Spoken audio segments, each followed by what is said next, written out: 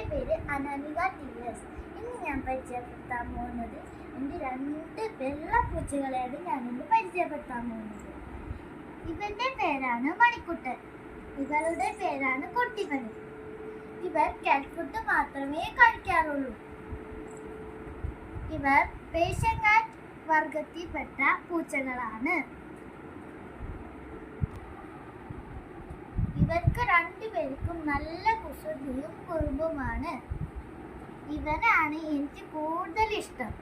ഇവർക്ക് നല്ല പേടിയാണ്. ഇവൻ എന്നെ നന്നായി ഇഷ്ടപ്പെടുന്നുണ്ട്. എനിക്കിഷ്ടമുള്ള പൂച്ചയും ഇവനാണ്.